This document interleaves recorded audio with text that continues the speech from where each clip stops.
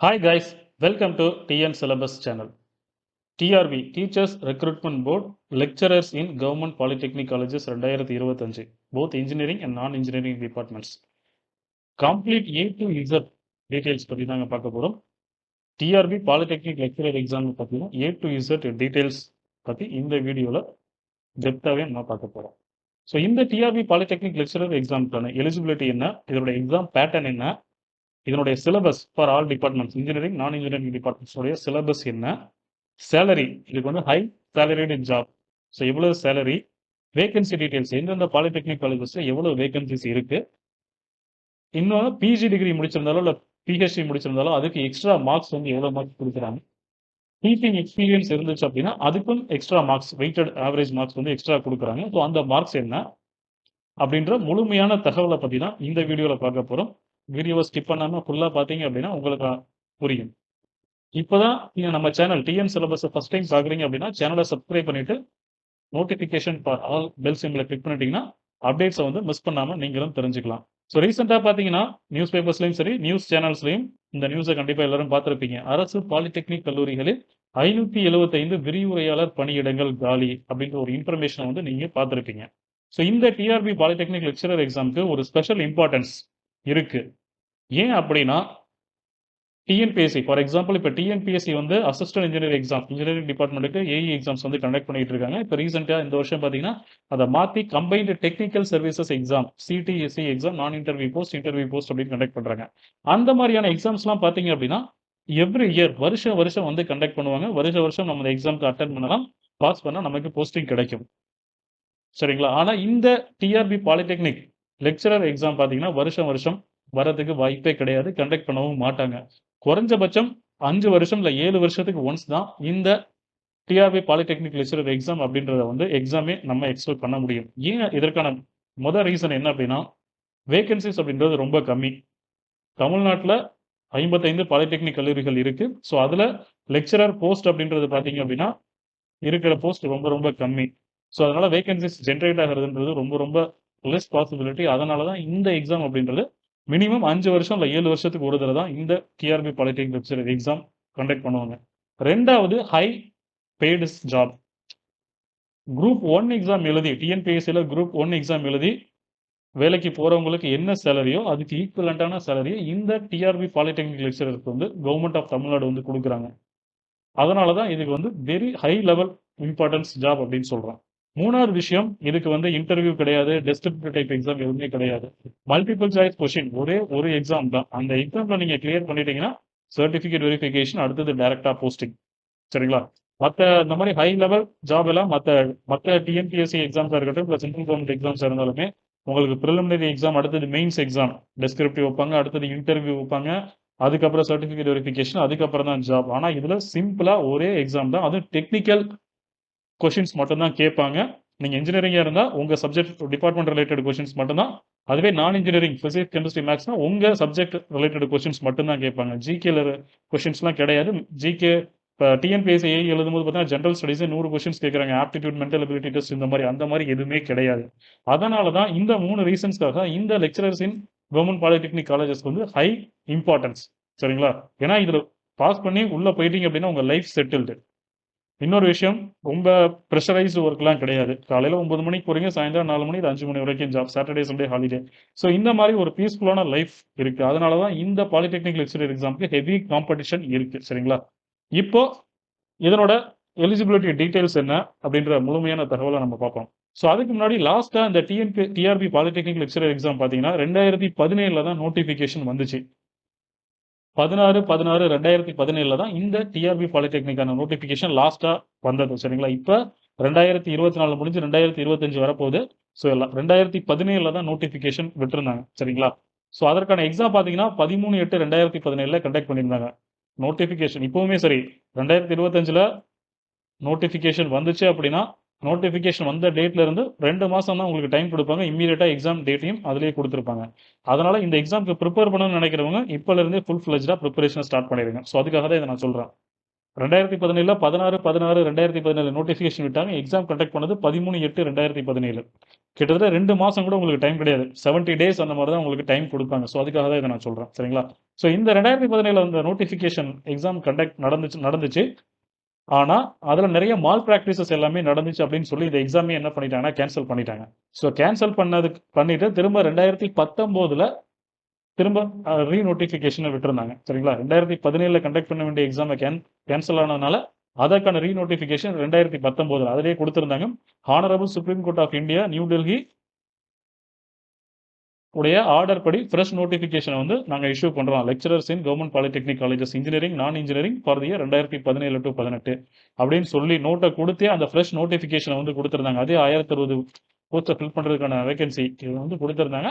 என்னைக்கு அப்படின்னா 27/11/2019 கொடுத்துருந்தாங்க. சரிங்களா?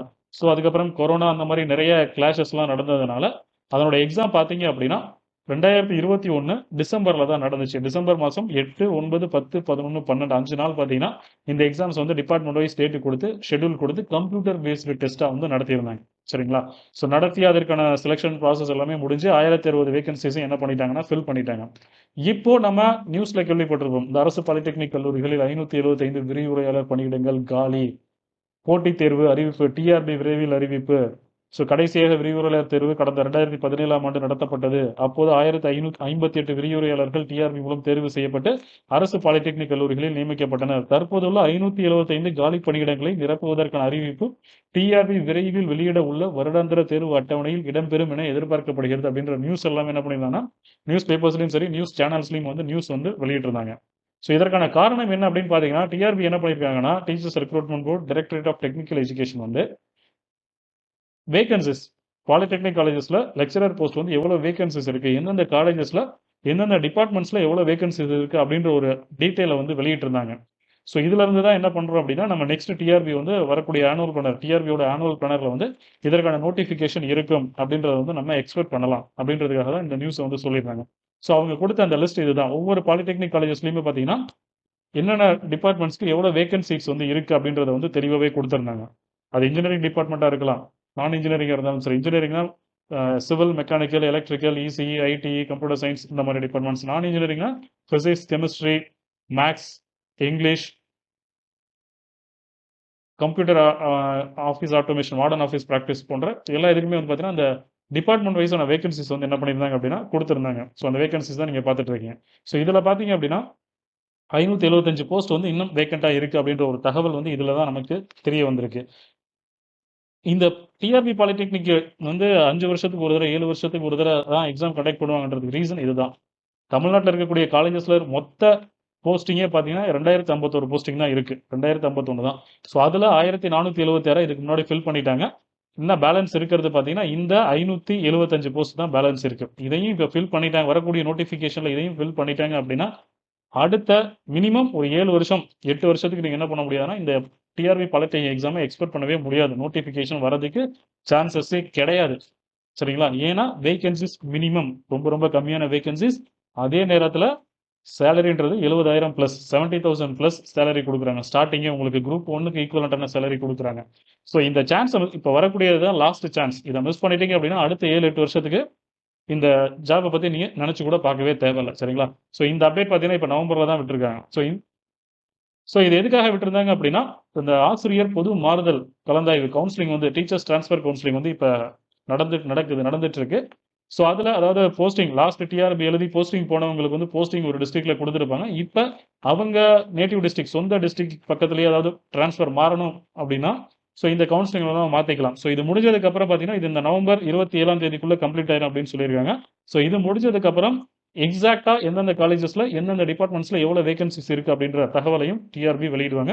ஸோ அதை வச்சு தான் அடுத்த மாதம் டிசம்பர் எண்டில் வரக்கூடிய 2025க்கான டிஆர்பி ஆனுவல் பிளானரில் இதை பற்றின டீட்டெயில் கண்டிப்பாக எக்ஸ்பெக்ட் பண்ணலாம். சரிங்களா? ஸோ இப்போ பார்த்தீங்கன்னா அதனோட எலிஜிபிலிட்டி என்ன, சிலபஸ் என்ன, சேலரி எவ்வளவு, பிஇ படித்தவங்க எலிஜிபிளா இல்லை பிஇ எம்இ முடிச்சிருக்கவங்களுக்கு வெயிட்டேஜ் மார்க்ஸ் எவ்வளவு அப்படின்ற தகவலை பார்க்கலாம். ஸோ அதன்படி பார்த்தீங்கன்னா இந்த lecturers in government polytechnic colleges salary starting சேலரியே பார்த்தீங்கன்னா பே லெவல் வந்து 22 கொடுத்துருக்காங்க. 56,100 1,77,500 அப்படின்னு சேலரி லெவல் கொடுத்துருக்காங்க. உங்களுக்கு அலவன்சஸ் எல்லாமே சேர்த்து இன்ஹேண்ட் சேலரி பார்த்தீங்கன்னா 70,000 ப்ளஸ் உங்களுக்கான ஸ்டார்டிங் சேலரியே வந்து 70,000 வந்து இதுக்கு சேலரி. சரிங்களா?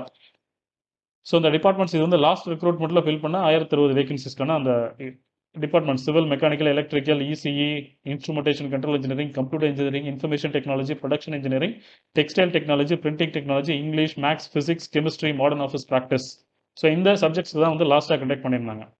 இப்போ இதனுடைய எலிஜிபிலிட்டி ஏஜ் லிமிட் அப்படின்னு பார்த்தீங்கன்னா இதுக்கு ஏஜ் லிமிட்லாம் கிடையாதுங்க. 57 வயசு வரைக்கும் நீங்கள் இந்த எக்ஸாம் எழுதலாம். டிஆர்பி பாலிடெக்னிக் லெக்சரர் எக்ஸாமை 57 இயர்ஸ் 57 ஏஜ், அதாவது நோட்டிஃபிகேஷன் வந்த டேட்டில் 57 வயசு முடியாமல் இருந்துச்சு அப்படின்னா நீங்கள் இந்த எக்ஸாம் அட்டன் பண்ணலாம்.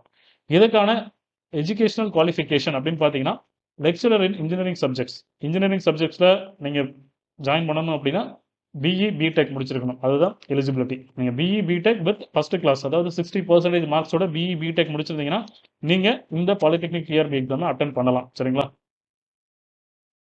அடுத்ததாக பார்த்தீங்கன்னா நீங்கள் மாஸ்டர்ஸ் டிகிரி, பிஜி டிகிரி முடிச்சிருக்கீங்க அப்படின்னா, மாஸ்டர்ஸ் டிகிரி முடிச்சிருந்தீங்க அப்படின்னா, எம்ஏ எம்டெக் முடிச்சிருந்தீங்க அப்படின்னா ஃபர்ஸ்ட் கிளாஸ் வந்து நீங்கள் அதாவது 60% மார்க்ஸோட கம்ப்ளீட் பண்ணியிருக்கணும் அப்படின்னா நீங்கள் எலிஜிபிள்.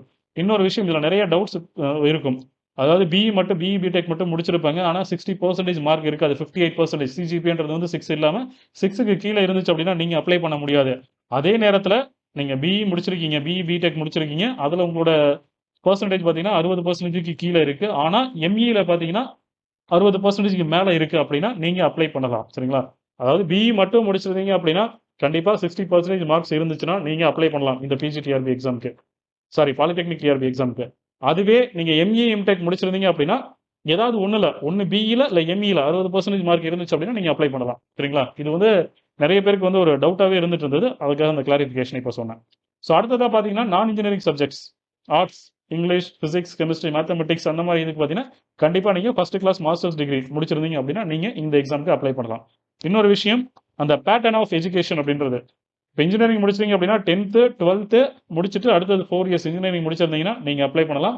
அதே மாதிரியே 10th முடிச்சுட்டு 3 வருஷம் டிப்ளமோ முடிச்சுட்டு 3 வருஷம் இன்ஜினியரிங் முடிச்சிருந்தீங்கன்னா நீங்களும் அப்ளை பண்ணலாம். அதே மாதிரியே 10th முடிச்சுட்டு 12th முடிச்சுட்டு 4 வருஷம் இன்ஜினியரிங் முடிச்சுட்டு அடுத்த 2 வருஷம் எம்இ எம்டெக் முடிச்சிருந்தாலும் அப்ளை பண்ணலாம்.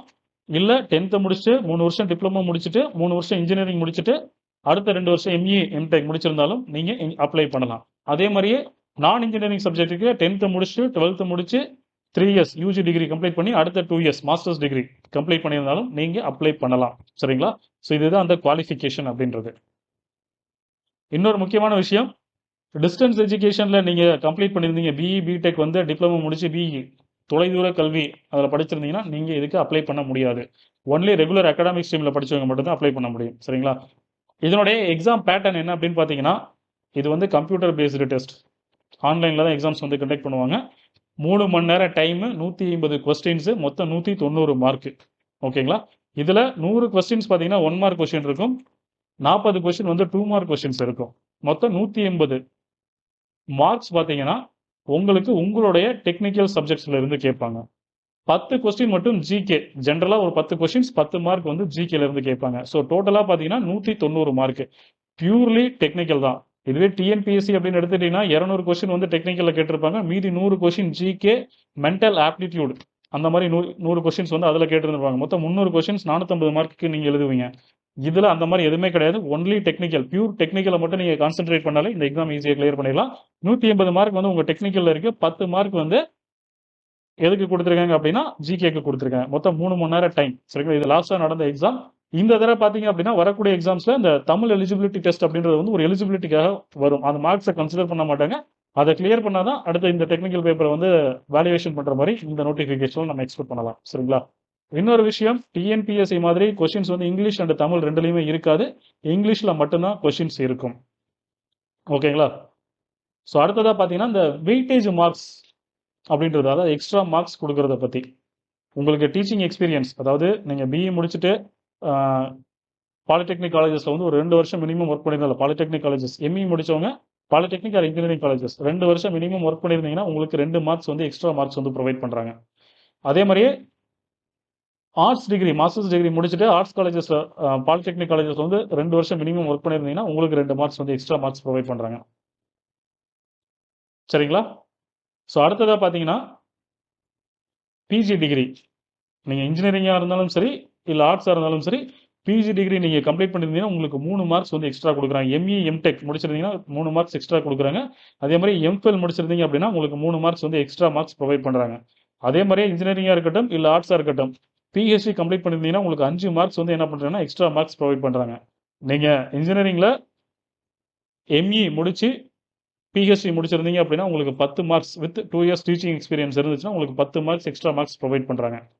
இல்லை பிஹெச்டி முடிக்காம 2 வருஷம் எக்ஸ்பீரியன்ஸு எம்இ எம்டெக் முடிச்சிருந்தீங்கன்னா உங்களுக்கு 5 மார்க் வந்து எக்ஸ்ட்ரா மார்க்ஸ் ப்ரொவைட் பண்ணுறாங்க. டீச்சிங்க்கு 2 மார்க்கு, எம்இ எம்டெக் 3 மார்க்கு, மொத்தம் 5 மார்க் வந்து உங்களுக்கு எக்ஸ்ட்ரா மார்க்ஸ் வந்து கொடுக்குறாங்க. சரிங்களா? ஸோ அந்த எக்ஸ்ட்ரா மார்க்ஸ் பற்றின வெயிட்டேஜ் டீடைல்ஸ் வந்து நம்ம லாஸ்ட் இயர் அந்த செலக்ஷன் லிஸ்ட்லேயே பார்க்கலாம். ஸோ இது வந்து லாஸ்ட் டிஆர்பி எக்ஸாம் உடைய provisional selection list for civil engineering. So இதுலேயே பார்த்தீங்க அப்படின்னா உங்களுக்கு தெரியும். ஸோ இதில் பார்த்தீங்கன்னா இவங்க வந்து ஃபார் எக்ஸாம்பிள் ரிட்டன் எக்ஸாமில் பார்த்தீங்கன்னா 190க்கு 166 மார்க் எடுத்திருக்காங்க. சரிங்களா? இங்கே ரிட்டன் எக்ஸாம் மார்க் கொடுத்துருக்காங்க. இந்த டோட்டல் மார்க்ஸ் அப்படின்றது வந்து இந்த இடத்துல கொடுத்துருக்காங்க. சரிங்களா? So written exam mark total mark. அதே அடுத்த கேண்டிடேட் பார்த்தீங்கன்னா ரிட்டன் எக்ஸாமில் 158 மார்க் வாங்கியிருக்காங்க. அவங்களுக்கு டீச்சிங் எக்ஸ்பீரியன்ஸ் இருக்கிறதுனால 2 மார்க் கொடுத்து டோட்டல் மார்க் வந்து 160 ஆகுது. பாருங்க, 158லேருந்து 160 இன்க்ரீஸ் ஆகுது. ஸோ இதுதான் அந்த வெயிட்டேஜ் மார்க்ஸ் அப்படின்றது. ஸோ அடுத்த கேண்டிடேட் பார்த்தீங்கன்னா 157 மார்க் வந்து ரிட்டன் எக்ஸாமில் வாங்கியிருக்காங்க. அவங்க பிஜி எம்இ எம்டெக் முடிச்சிருக்காங்க. ஸோ அவங்களுக்கு 3 மார்க்ஸ் வந்து எக்ஸ்ட்ரா மார்க்ஸை கொடுத்து அவங்களுடைய மார்க் வந்து இன்க்ரீஸ் பண்ணியிருக்காங்க. ஸோ இதுதான் அந்த வெயிட்டேஜ் மார்க்ஸ் அப்படின்றது. ஸோ இங்கே ஒருத்தங்க பாருங்க, ரிட்டன் எக்ஸாமில் 148 மார்க் வாங்கியிருக்காங்க. பிஜி டிகிரி முடிச்சதுனால ஒரு 3 மார்க்கு, டீச்சிங் எக்ஸ்பீரியன்ஸும் வச்சிருக்கிறனால ஒரு 2 மார்க். அப்போது 148 தான் ரிட்டனில் எழுதுனது. ஆனால் ப்ளஸ் 5 மார்க் அவங்களுக்கு எக்ஸ்ட்ரா கொடுத்து 153 மார்க்ஸ் வந்து அவங்களுக்கு வந்து ப்ரொவைட் பண்ணியிருக்காங்க. ஸோ அதே மாதிரியே இப்போ ஃபார் எக்ஸாம்பிள் மெக்கானிக்கல் இன்ஜினியரிங் டிபார்ட்மெண்ட்டில் பார்த்தீங்க அப்படின்னா, ஸோ இங்கே ஒருத்தங்க பாருங்கள், ரிட்டன் எக்ஸாமில் வந்து 89 மார்க்ஸ் தான் வாங்கியிருக்காங்க. சரியா? பிஜி டிகிரி முடிச்சிருக்கிறனால ஒரு 3 மார்க்கு, பிஹெச்டி டிகிரி முடிச்சிருக்காங்க அதனால ஒரு 5 mark, ME plus PhD plus teaching எக்ஸ்பீரியன்ஸும் உங்களுக்கு இருக்குது, அதுக்கு ஒரு 2 மார்க். அப்போது 10 மார்க் அவங்களுக்கு வந்து எக்ஸ்ட்ரா மார்க்ஸ் ப்ரொவைட் பண்ணிருக்காங்க. ரிட்டன் எக்ஸாமில் வாங்கினது 89 மார்க்கு ப்ளஸ் 10 மார்க் இது பண்ணி டோட்டல் மார்க்ஸில் பார்த்தீங்கன்னா 99 மார்க்ஸ் கொடுத்துருக்காங்க. ஸோ இதுதான் அந்த வெயிட்டேஜ் மார்க்ஸ் ஆட் பண்ணுறது. நீங்கள் ரிட்டன் எக்ஸாமில் வாங்குறத விட எம்இ முடிச்சிருந்தீங்கனாலோ இல்லை பிஹெச்டி முடிச்சிருந்தாலோ இல்லை டீச்சிங் எக்ஸ்பீரியன்ஸ் இருந்தாலோ அந்த மார்க்ஸையும் ஆட் பண்ணி தான் உங்களுக்கு ஃபைனல் மார்க், அதை வச்சு தான் உங்களுடைய செலெக்ஷன் லிஸ்ட் இருக்கும் அப்படின்றத சொல்லியிருக்காங்க. ஸோ இங்கே பாருங்கள், அதே மாதிரியே ரிட்டன் எக்ஸாமில் 91 மார்க் வாங்கியிருக்காங்க. எம்இ முடிச்சிருக்கிறதுனால ஒரு 3 மார்க்கு, டீச்சிங் எக்ஸ்பீரியன்ஸ் இருக்கிறதுனால 2 மார்க் ப்ளஸ் 5 மார்க்ஸ் வந்து ஆட் பண்ணி அவங்களோட மார்க்ஸ் 96 வந்து பூஸ்ட் பண்ணியிருக்காங்க. ஸோ நெக்ஸ்ட் பார்த்தீங்க அப்படின்னா நான் இன்ஜினியரிங் டிபார்ட்மெண்ட் ஆர்ட்ஸ் உடைய லாஸ்ட் எக்ஸாமுடைய லாஸ்ட் டிஆர்பி பாலிடெக்னிக் எக்ஸாமுடைய அந்த ப்ரொவிஷனல் செலெக்ஷன் லிஸ்ட்டை தான் வந்து நம்ம பார்த்துட்டு இருக்கோம். ஸோ மேத்தமெட்டிக்ஸ் சப்ஜெக்டோட இது. இதில் பார்த்தீங்க அப்படின்னா ஒரு கேண்டிடேட் ஓசி கம்யூனிட்டி ஜென்ரல் கேட்டகரி தான். ஸோ இவங்க பார்த்தீங்க அப்படின்னா ரிட்டன் எக்ஸாமில் வந்து 163 மார்க் வாங்கியிருக்காங்க. எம்ஃபில் கம்ப்ளீட் பண்ணியிருக்காங்க அதனால் ஒரு 3 மார்க்கு, பிஹெச்டி முடிச்சிருக்காங்க அதனால் ஒரு 5 மார்க்கு, டீச்சிங் எக்ஸ்பீரியன்ஸும் வச்சுருக்காங்க அதனால் ஒரு 2 மார்க். அப்போது டோட்டலாக ப்ளஸ் 10 மார்க். அவங்க ரிட்டன் எக்ஸாமில் வாங்கினது 163 மார்க்கு ப்ளஸ் 10 மார்க் சேர்த்து அவங்களுடைய ஃபைனல் மார்க் பார்த்தீங்கன்னா 173 மார்க் கொடுத்துருக்காங்க. சரிங்களா? ஸோ இதுதான் அந்த advantage weightage marks. Masters degree PhD teaching experience வச்சிருக்கிறவங்களுக்கு இதுதான் ஒரு அட்வான்டேஜ். ரிட்டனில் வாங்கினது 163 மார்க், ஆனால் ப்ளஸ் 10 மார்க் வாங்கி 179 மார்க் ஜென்ரல் ரேங்க் பார்த்தீங்கன்னா ரேங்க் ஃபர்ஸ்ட் ரேங்க்ல வந்திருக்காங்க. ஸோ அதே மாதிரி தான் நிறைய பேர் என்ன பண்ணியிருக்காங்க, 157 மார்க் வந்து ரிட்டன் எக்ஸாமில் வாங்கினது, எம்ஃபில் முடிச்சதுனால ஒரு 3 மார்க்கு, பிஹெச்டி முடிச்சதுனால 5 மார்க்கு, டீச்சிங் எக்ஸ்பீரியன்ஸ் 2 மார்க். அப்போ 157லேருந்து 167 மார்க் 10 மார்க் உங்களுக்கு வந்து ஆடட் மார்க்ஸ் கொடுத்து வெயிட்டேஜில் கொடுத்துருக்காங்க. ஸோ இதுதான் வந்து இது வந்து லாஸ்ட் டிஆர்பியோட அந்த ப்ரொவிஷனல் செலெக்ஷன் லிஸ்ட். சரிங்களா? ஸோ அடுத்ததாக பார்த்தீங்க அப்படின்னா இதனுடைய சிலபஸ், இந்த பாலிடெக்னிக் டிஆர்பியோட சிலபஸ். ஸோ சிவில் இன்ஜினியரிங் அப்படின்னு பார்த்தீங்க அப்படின்னா உங்களுக்கு மொத்தம் 10 யூனிட்ஸ் வந்து கொடுத்துருக்காங்க. சரிங்களா? ஃபர்ஸ்ட் யூனிட் பார்த்தீங்கன்னா இன்ஜினியரிங் மேத்தமெட்டிக்ஸ். இந்த பாலிடெக்னிக் டிஆர்பியில் மேத்தமெட்டிக்ஸ் அப்படின்றது நீங்கள் கண்டிப்பாக படிச்சாகணும். அது மட்டும் இல்லாமல் இந்த மேத்தமெட்டிக்ஸ் வந்து ஒரு மேஜர் ரோலை வந்து ப்ளே பண்ணும். சரிங்களா? ஏன்னா இதில் வந்து ஒரு 25 மார்க்ஸ் பார்த்தீங்கன்னா இருந்தே கேட்பாங்க. அந்த மேத்தமெட்டிக்ஸ்லேருந்து ஒரு 25 மார்க்ஸ் வந்து உங்களுக்கு இருக்கும். 190 மார்க்கில் 25 மார்க் மேத்தமெட்டிக்ஸ்லேருந்து இருக்கும். அதனால் நீங்கள் மேத்தமெட்டிக்ஸை கான்சென்ட்ரேட் பண்ணி ஆகணும். இதுதான் உங்களுடைய அந்த ஃபைனல் செலெக்ஷன் லிஸ்ட்டை டிசைட் பண்ணக்கூடிய ஒரு மேஜர் இதுவாக இருக்கும். சரிங்களா? ஏன்னா டெக்னிக்கல் சப்ஜெக்டில் எல்லாமே ஸ்ட்ராங்காக இருப்பாங்க. டிஎன்பிஎஸ்சியை பொறுத்த வரைக்கும் டெக்னிக்கல் மட்டும்தான், மேக்ஸ் அப்படின்றலாம் கிடையாது. ஸோ அதுக்கு ப்ரிப்பேர் பண்ணுறவங்க டெக்னிக்கலில் ஸ்ட்ராங்காக இருப்பாங்க. மேக்ஸு ஸ்ட்ராங் பண்ணால் தான் நீங்கள் செலெக்ஷன் லிஸ்ட்டில் வந்து நீங்கள் முன்னாடி வரதுக்கான பாசிபிலிட்டிஸ் அதிகம். So first mathematics, second unit mechanics, third unit வந்து structural analysis, fourth concrete structures, steel structures, soil mechanics, foundation engineering, fluid mechanics, machines and hydrology, water supply and waste water disposal, அடுத்தது highway engineering. மொத்தம் 10 unit தான். So இதை படிச்சிங்கன்னா 180 mark plus GS ஒரு 10 mark 190 mark வேலை முடிஞ்சு. So அதே மாதிரியே மெக்கானிக்கலுக்கும் இன்ஜினியரிங் மேத்தமெட்டிக்ஸ் கண்டிப்பாக இருக்குது. எல்லா டிபார்ட்மெண்ட்ஸ் இன்ஜினியரிங் டிபார்ட்மெண்ட்ஸ் எல்லாமே மேத்தமெட்டிக்ஸ் கண்டிப்பாக படிச்சாகணும். ஏன்னா அதில் ஒரு 25 மார்க் வந்து இதிலிருந்து கொஸ்டின்ஸ் வரும். 1 மார்க்கும் வரும், 2 மார்க்கும் வரும். அதையும் பார்த்துக்குங்க. சரிங்களா? ஸோ செகண்ட் யூனிட் பார்த்தீங்கன்னா applied mechanics and strength of materials. Third unit theory of machines and design. Fourth unit பார்த்தீங்கன்னா fluid mechanics and hydraulic machinery. Fifth unit வந்து ஹீட் ட்ரான்ஸ்ஃபர். சிக்ஸ்த் யூனிட் வந்து thermodynamics. Seventh unit manufacturing engineering. Eighth பார்த்தீங்கன்னா machining and machine tool operations. Ninth unit வந்து production planning and control. 10th unit வந்து operation research. So அடுத்ததாக electrical and electronics engineering. Unit 1 பார்த்தீங்கன்னா எல்லா டிபார்ட்மெண்ட்ஸுமே first mathematics தான். Second unit பார்த்தீங்கன்னா electrical circuit and field. Third unit வந்து digital signal processing. Fourth unit electrical machines. Fifth unit வந்து power systems. Sixth unit protection and ஸ்விட்ச் gear. Seventh unit control system. Eighth unit வந்து electrical and electronics measurement. Ninth unit வந்து analog and digital electronics. 10th unit வந்து power electronics and drives. அடுத்ததாக computer engineering. First unit mathematics தான். Mathematics வந்து common for all engineering departments. Second பார்த்தீங்கன்னா digital logic and computer architecture. Third unit வந்து data structure and algorithms. Fourth unit system programming and operating systems. Fifth unit வந்து database system. Sixth பார்த்தீங்கன்னா theory of computation and compiler design. Seventh unit computer networks. Eighth unit பார்த்தீங்கன்னா computer graphics and multimedia. Ninth unit வந்து software engineering. 10th unit வந்து web technologies. அடுத்த ECE பார்த்தீங்க அப்படின்னா first unit வந்து engineering mathematics தான். So அதில் பார்த்துக்கோங்க. ஸோ செகண்ட் யூனிட் வந்து நெட்வொர்க்ஸ். தேர்ட் யூனிட் வந்து எலக்ட்ரோ மேக்னெட்டிக்ஸ். ஃபோர்த் யூனிட் வந்து electronic device and circuits. Fifth unit வந்து டிஜிட்டல் சர்க்யூட்ஸ். சிக்ஸ்த் யூனிட் வந்து CMOS VLSI design. Seventh unit signal processing. Eighth unit control systems. Ninth unit பார்த்தீங்கன்னா analog and digital communication systems. 10th unit வந்து computer communication. Similarly for non engineering English சப்ஜெக்டோட 10 units வந்து syllabus வந்து கொடுத்துருக்காங்க. So அதே மாதிரி பார்த்தீங்கன்னா மேத்ஸ் ஃபிசிக்ஸோட syllabus. Unit 1 mathematical methods. Unit 2 classical mechanics and relativity. So இந்த மாதிரி சிலபஸ் வந்து கொடுத்துருக்காங்க. சரிங்களா? ஸோ இதுதான் அந்த டிஆர்பி பற்றின எக்ஸாம் பற்றின கம்ப்ளீட் இன்ஃபர்மேஷன். இதில் உங்களுக்கு ஏதாவது டவுட்ஸ் அப்படின்ற மாதிரி இருந்துச்சு அப்படின்னா மறக்காமல் நீங்கள் என்ன பண்ணலாம் அப்படின்னா கமெண்ட் பண்ணலாம். இந்த வீடியோ பிடிச்சிருந்ததுன்னா லைக் பண்ணுங்கள். மறக்காமல் இந்த வீடியோவை வந்து எல்லாருக்குமே ஷேர் பண்ணுங்கள். சேனலை சப்ஸ்கிரைப் பண்ணிருங்க. நெக்ஸ்ட் வீடியோவில் பார்த்தீங்கன்னா இந்த டிஆர்பியோட previous year question paper last year எக்ஸாமுடைய கம்ப்ளீட் கொஸ்டின் பேப்பர்ஸ் பற்றின ஒரு அனாலிசிஸ். கொஸ்டின்ஸ் வந்து 1 மார்க் கொஸ்டின்ஸ் எந்த மாதிரி இருக்குது, 2 மார்க் கொஸ்டின்ஸ் எப்படி இருக்குது, தியரிஸ் எவ்வளோ கொஸ்டின்ஸ், ப்ராப்ளமேட்டிக் எவ்வளோ கொஸ்டின்ஸ் என்ற அனாலிசிஸ் வந்து நம்ம ஒவ்வொரு டிபார்ட்மெண்ட் வைஸ் நம்ம வந்து நெக்ஸ்ட் வீடியோவில் வந்து அந்த கொஸ்டின் பேப்பரை பற்றி கொஸ்டின் பேப்பர்ஸ் வித் ஆன்சர் கீயோட நம்ம வீடியோ போடுறோம். மறக்காமல் பாருங்கள். தேங்க்ஸ் ஃபார் வாட்சிங். தேங்க்யூ.